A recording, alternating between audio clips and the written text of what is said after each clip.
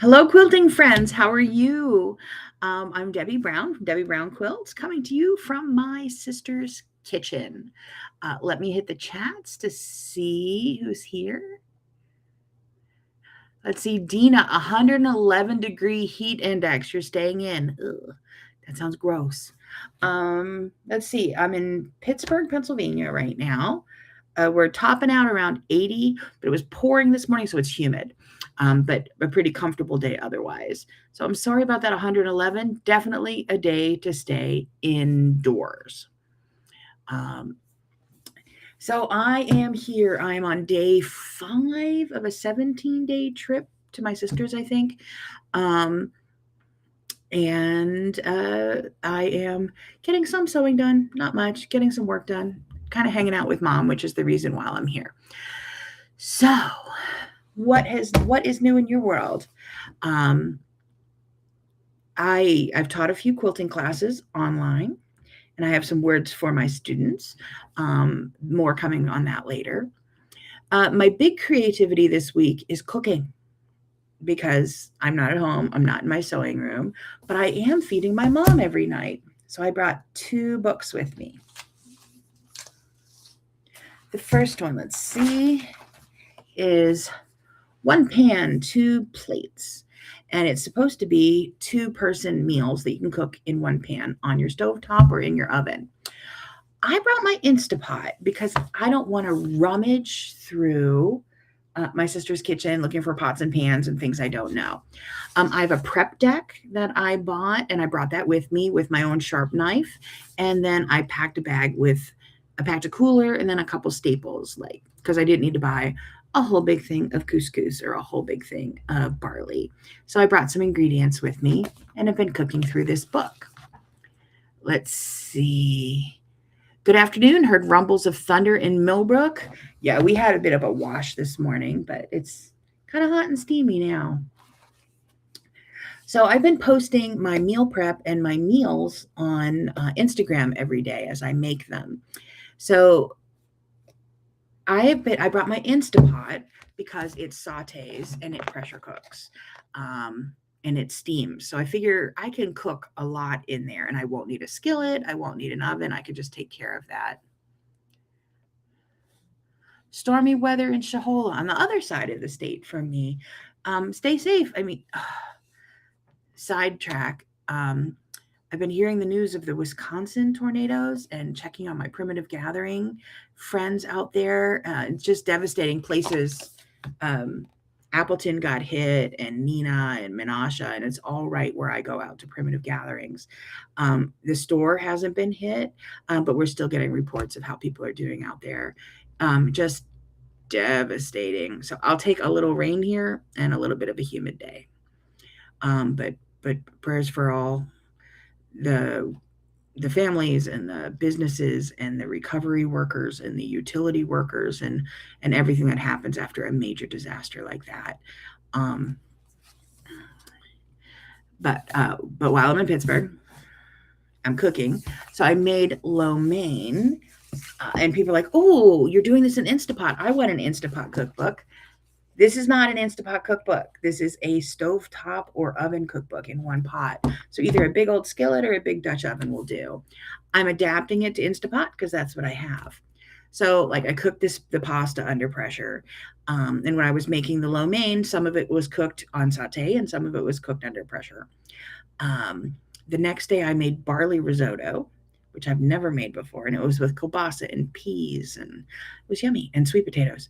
I cooked that under pressure, and I'm so glad I did because it would have taken forever and a day and a lot of extra liquid to cook it on a stovetop because I allow myself less than an hour to cook since I have everything prepped.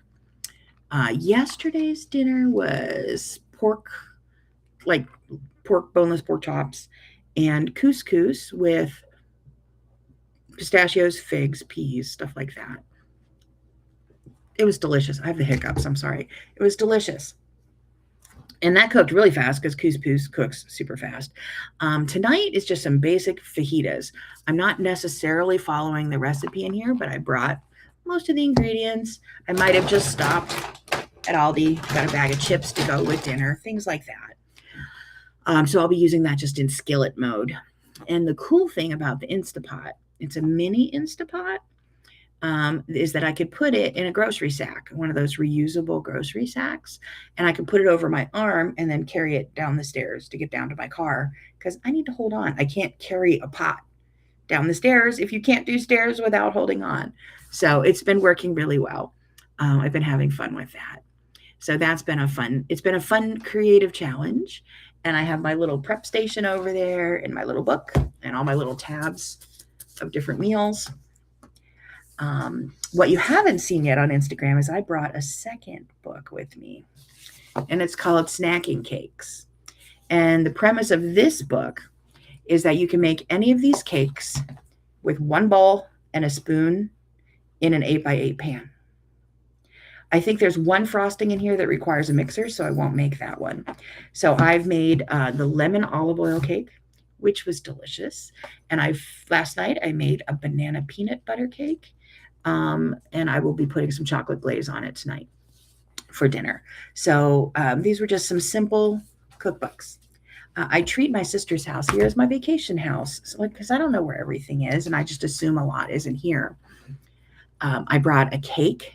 I brought a crate that had like some spices and oils and things in it that aren't necessary normal staples. And then I brought a cooler, and then I just go to the store for produce, and it's been working great. Incidentally, my husband and I do the same sort of thing when we go on vacation. If we get a condo or a timeshare somewhere and have a kitchen, we'll cook a lot of meals in because we don't enjoy eating out, and I'm a good cook. And pack the things that are important to us and just assume that we're not going to go to the store to buy of everything we need for every meal. So it works out. Let's see, Dina, you're taking a class with Angie Dugan. Oh, I know, up in Appleton. You have one more tonight, and due to the tornado, she has no internet. So Julie and Kathy took over, having fun, but I feel bad for Angie. That's the Quilting Connection up in Appleton, Wisconsin. Lovely family. I knew her mom. I know her mom. I know her. It's rough. It's amazing how many people I know just in that spot in Wisconsin. And it's just been devastating watching it. And as I was watching the news, every town name they're saying, I'm like, been there, been there, been there. Those poor folks, and just good people, and natural disasters are just horrible, horrible. At least she's no damaged sword. Thank God for that. Just hooray for everything that's standing. I combat this natural disaster. I've lost my house to a tree falling. And then the rebuilding of my house was stalled because of COVID. So let's see, I lost my house in September of 2019. And I think in June of 2020, July of 2020, a tornado came through my area, a microburst, and my neighbor's tree took out my deck. Remember how I said the rebuilding of my house had been stalled? I still had the old half broken deck on there because lumber wasn't available. That's why my house was stalled. So I've had my house taken out by a tree falling, just because trees fall sometimes, and my deck because a tornado microburst took out my deck. The difference is it was one house. It wasn't the entire town and the next town and the next town and the next town. So I wasn't, had I needed things, fortunately, we were pretty self-sufficient, but there were people willing and able to help me instead of everyone around me was in crisis as well. So I was in a sweet spot. Losing a house is tough. Making all the decisions as rebuilding is tough. Dealing with insurance is tough.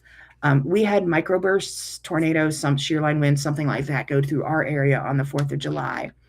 And a friend lost her garage and her cars. And I'm like, I don't know what I can do to help, except I can listen because I know it's tough. It's not like, okay, you're grateful you didn't get hurt. If no one was hurt, you're grateful for that. If no one was killed, you're grateful for that. But every day you just wake up with this huge boulder on you of all of this weight of all of these decisions. So it's not over, and not for a long time. And in a natural disaster like this, everyone around them is in the same boat. So the community can't rally. I was in a really good place. Our house wasn't condemned. We were able to live there, even though there was no roof. We were able to live there with tarps and holes in the ceilings and stuff while it was going on. But I had phone call after phone call after phone call of friends and friends from church. What do you need? What can we do? I have a spare room. Do you need a garage to store stuff in? I can send the guys over if you need to move something. People were just lining up wanting to help. And while that's going to happen in this area of where the tornadoes just hit as well, there's so many people. It's going to outpace, the need is going to outpace the supply of help. So just again, my heart goes out to it, to them. But I think we're still in recovery mode at this point, and it's pretty awful. So my little bit of it rained today, and it's a little humid. I'm good.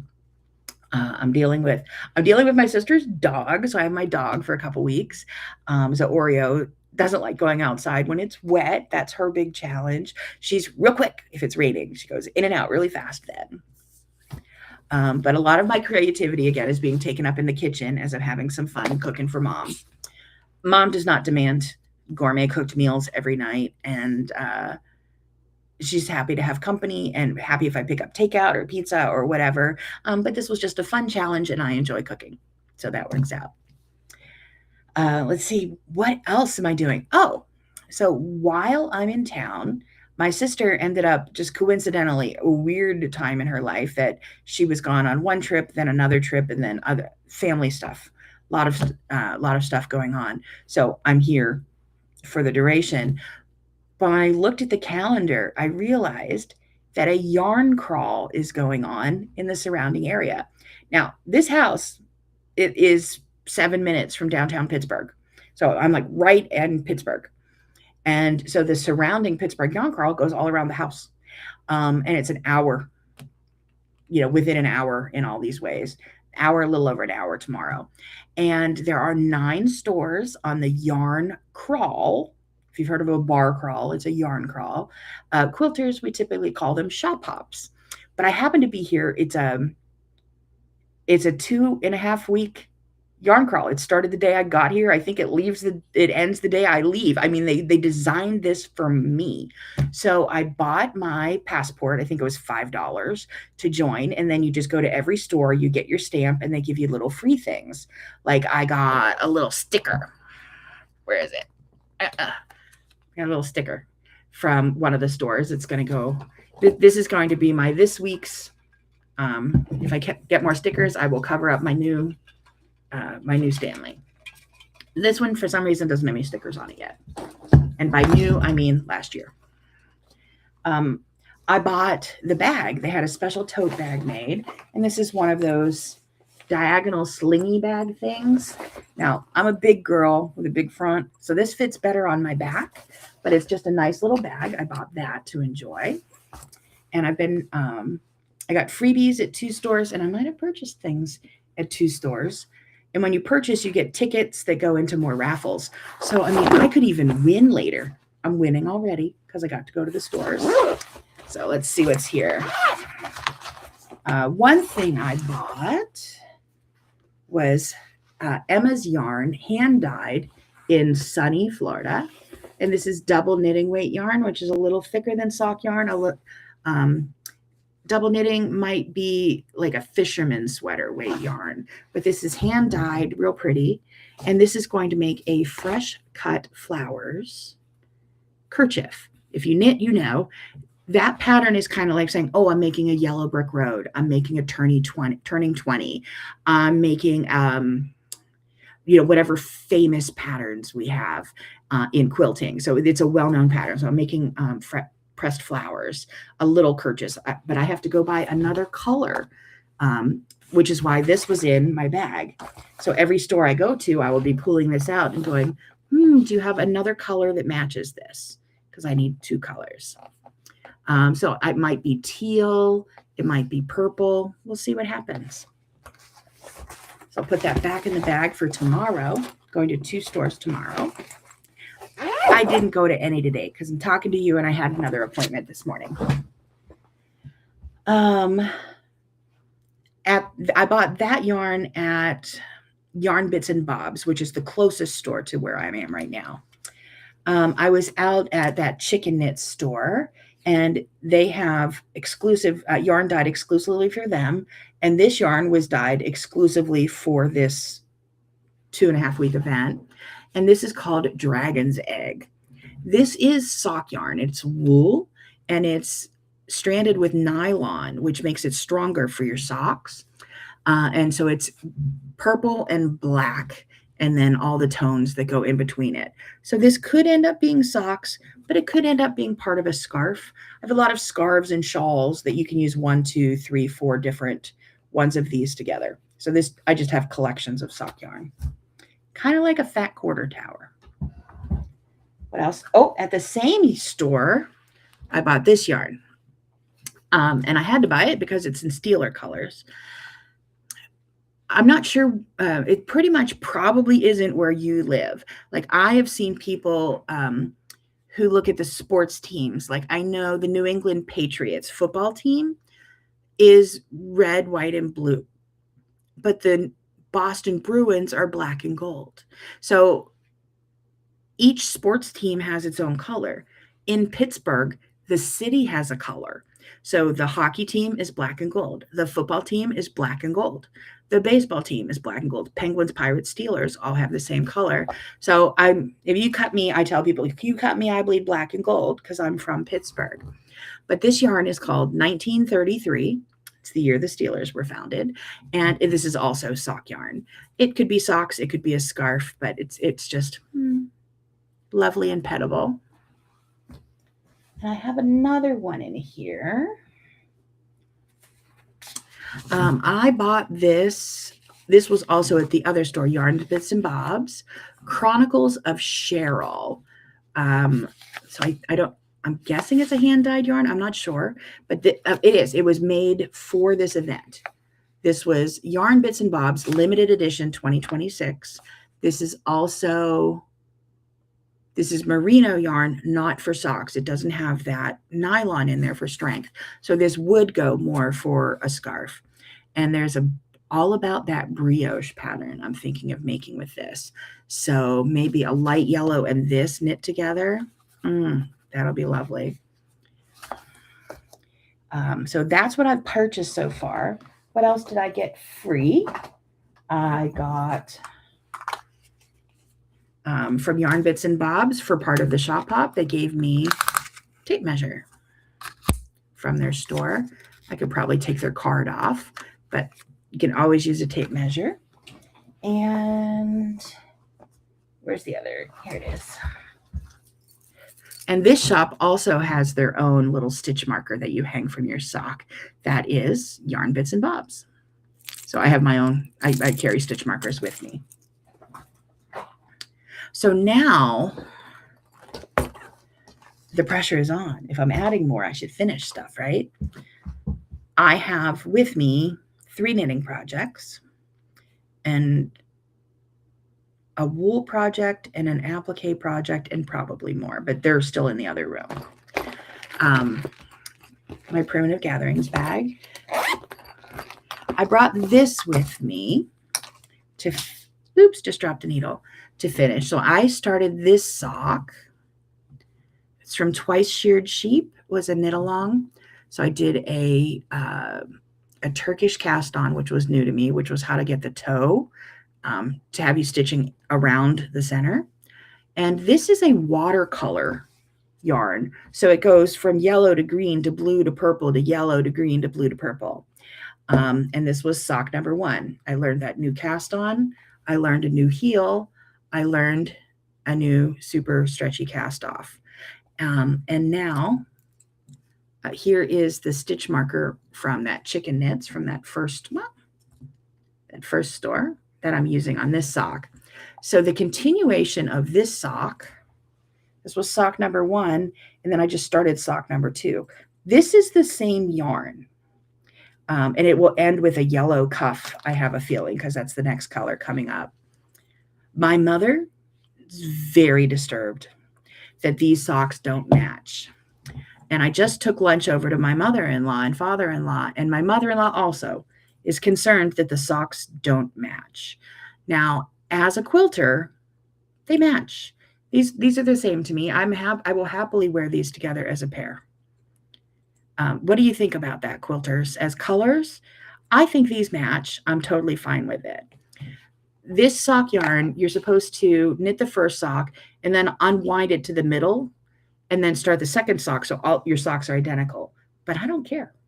So my socks aren't identical, and I think it's kind of fun that way.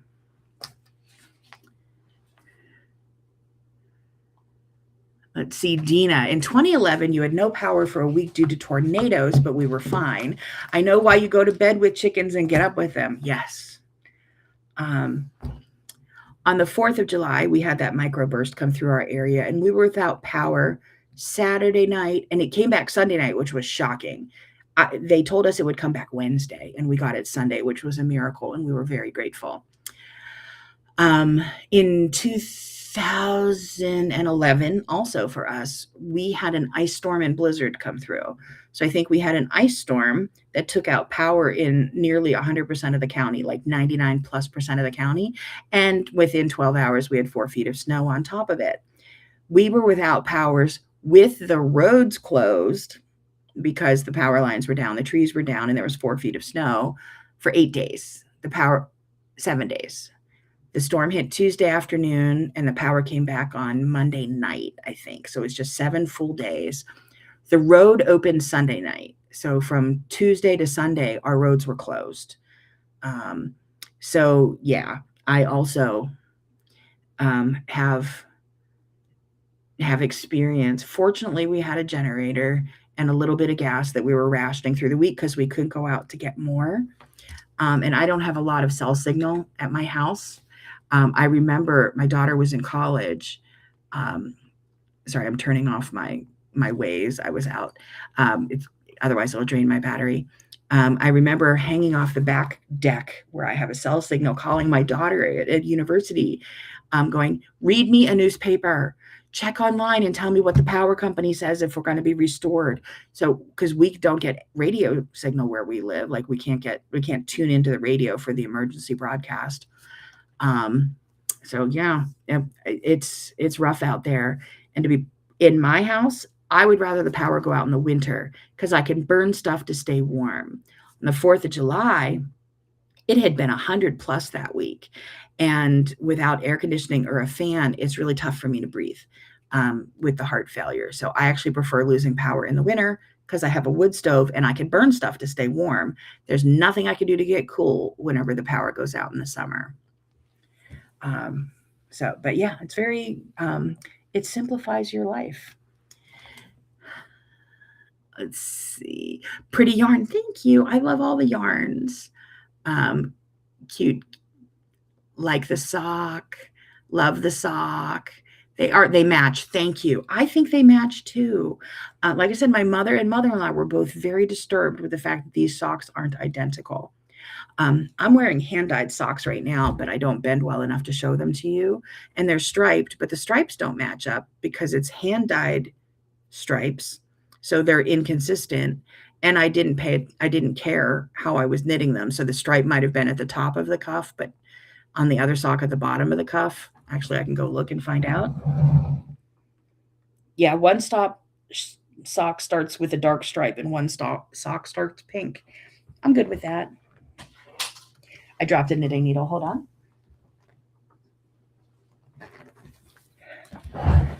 Before I forget, I just wanted to pick it up. So, yeah, that's what I've been doing. But I've been teaching computerized quilting classes. And why am I holding this sock when I talk about it? I teach computerized quilting classes from wherever I am because I can teach them on my computer over Zoom. And I've had 2 classes or 3 classes since I've been here. And it's so hard. Computers are hard for me. I've had to learn how to use them. Think of any new technique you're learning, like machine quilting or needle turn applique or wool applique or mitering a corner or anything that we're doing. Now, My skills are pretty high in quilting. So I don't struggle with a lot in quilting. I can always get better, but I don't have that beginner panic struggle. I shouldn't even try this. I'm not smart enough to try. I do work to hone my skills, but I'm pretty comfortable with where I am on most things in quilting. Enter knitting. This little bit that trying to get that Turkish cast on was a weird way of weaving yarn over 2 needles so that you could end up stitching around it all. It took me 6 or 8 tries. I finally got it right. So then when it came time to cast on the second one, that wasn't even a bother. The second one looks really nice. The first one doesn't look so nice. You can kind of see some little gaps and loopies there in person. I'm fine with that. I'm okay learning. Increasing at the toe, I was fine with. Knitting the foot, I was fine with. This heel, however, I was knitting this heel when my husband was driving us home from our last time I was here with Mom, and he was checking on his parents. I cussed a blue streak across Interstate 80 all the way across the state of Pennsylvania, trying to figure out how to do this new type of heel. I put out phone calls to my daughters. My daughter and her wife are both hardcore knitters, to a friend of mine who owns a knitting store and writes knitting patterns, a very talented knitter. They're trying to send me videos, but I'm in central Pennsylvania with not enough signal to watch a video. It was horrible, I tell you. And I went home that night and I finished the sock once I finally figured out the heel. And I finished the sock and it was too tight. I couldn't get my foot in it. So then I had to stop, open it up, pick it up, and then make it a looser cast off. So I learned a lot while I was making this sock. I look at this sock and I go, I yelled a lot. I cursed a lot. But then I started this sock.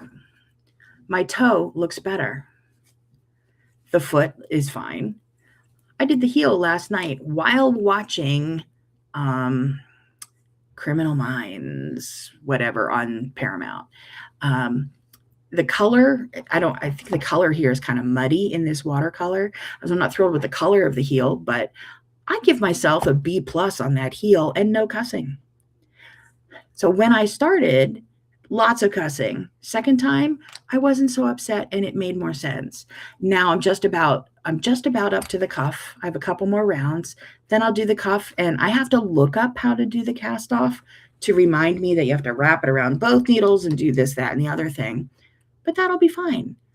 That's what learning is like. And I have learned a lot. I learn a lot as a teacher by learning. So I'm learning something new in a different area outside of quilting, that learning can be hard and it can make you feel bad about yourself, and it can be frustrating and cause doubt and make you feel like you're stupid and can't try and all of that. I shouldn't even try this. I don't belong doing this. I should try something else. So I just want to give encouragement to my students. I get it. Trust me. I got it with this sock. I totally got it. But there'll come a time where you have a second one and it'll get better. And then by the time I make another pair of socks that I already drew out last night, because I'm thinking, ooh, let's see, I had some plain green yarn in here.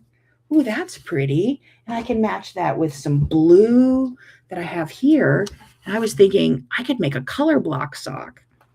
And I could make the toe green, this part of the foot and half of the heel diagonally here. I can make so blue, green, and then make this blue, and then make this green, and make the other sock opposite.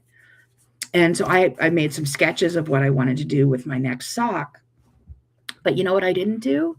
I didn't worry about this cast on, because I know that if I just look at my notes or look at the YouTube video, it'll remind me how to do this. And if I just look at my notes in my YouTube video, it'll remind me how to do this and how to do this. So I know I've learned that I can do this. I've learned that I can go back, read the instructions. They'll make sense now because I've done it. So if just saying this as a quilt teacher, if you're learning something new, take heart. That's what learning is like. You're not stupid. You do belong here. Yes, you can do this. And it gets better. And sometimes the teacher needs to learn new things to remember that as well. Let's see. Yeah, throwing the sock out the window. And the heel looks great. Thank you. I'm really fine with it. It's not perfect, but my third one will be better than my second one. My fourth one would be better than my third one. And if you happen to be inside my shoes looking that closely at the heel of my sock to know that a couple of my stitches are crooked, you are doing your life wrong. You finally jumped in after encouragement, and you can do a block. You can learn. Yeah, to see if you, Judy, if you were doing Pro Stitcher like we talked about, you can do that. You can, with your Pro Stitcher, you're going to set up an area. You're going to load your design. You're going to make it fit, which is usually using SKU in the computer program on the long arm, computerized long arm. You're going to baseline it. You're going to stitch it out. Now, you may have to go to notes on how to do that. You may have to go back to read how to do that, but it'll make more sense the second time. It'll be much more comfortable the third time. You may want your notes just to double check and make sure you're thinking right. But the fourth, eventually, it's going to be a lot easier. And if you happen to have the days that we all have going, oh, what was that step again? You know that it's right there in your notes, or you know where to look it up. So, our hobbies shouldn't make us feel stupid. And in my case, it shouldn't make me this angry as it did while I was making this stupid heel.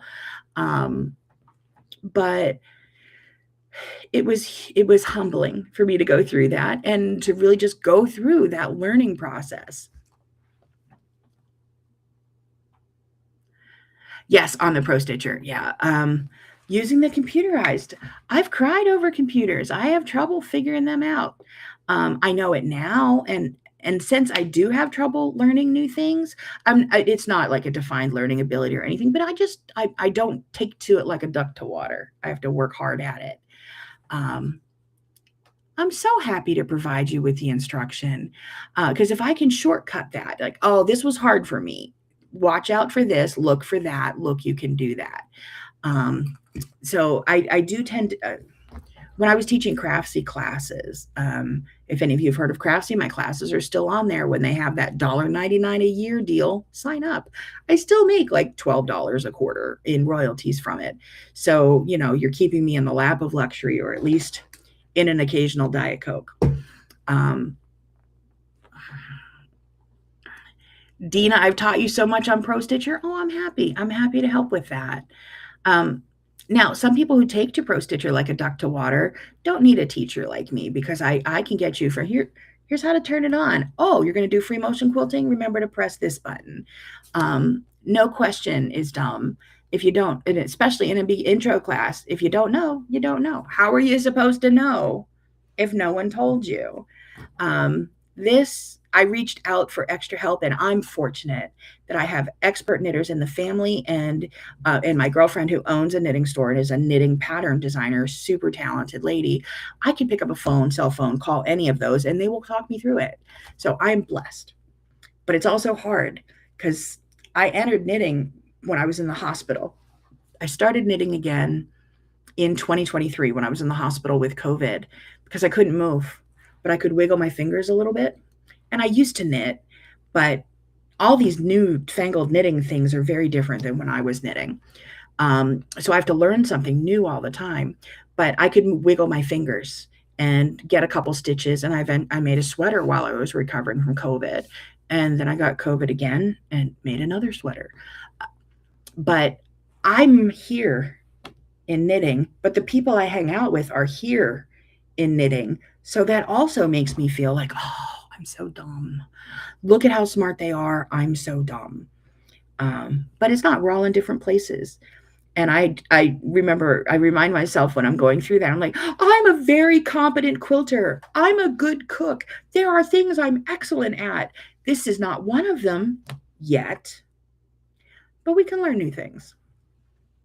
I have another project in here. Like, I'll probably finish this sock tonight. Let me dig in my bag, because the project is at the bottom.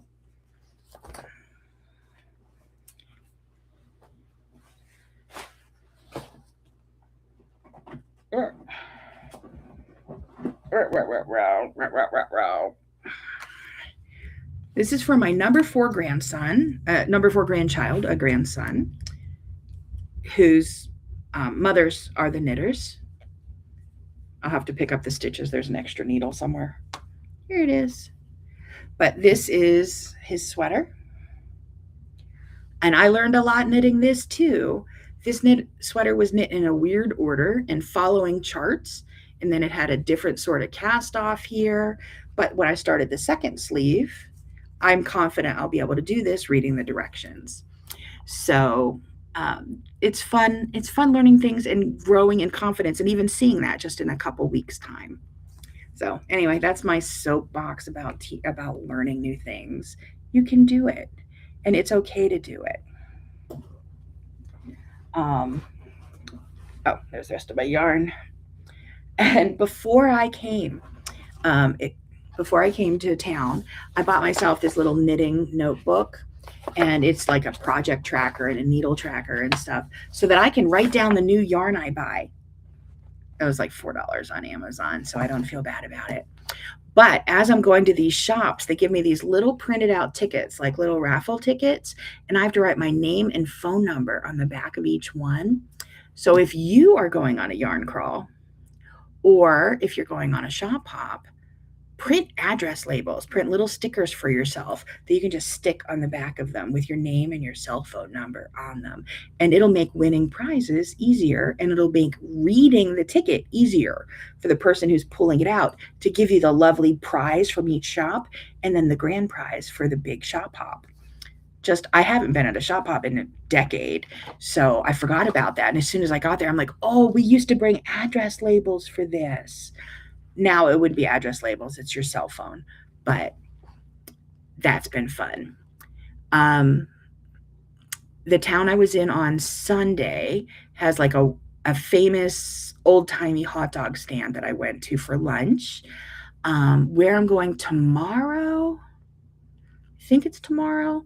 There's a world famous bakery, the Oakmont Bakery. There's a knitting store near there. And I think there's a bakery in the other town because I found two shops near each other. So I will be reporting. Look on Instagram for that, and check for purchases and projects that I'm finishing. I'm sorry that a lot of the things I'm finishing aren't machine quilting, but this is my desk. This is my sewing room. This is my kitchen table at my sister's house.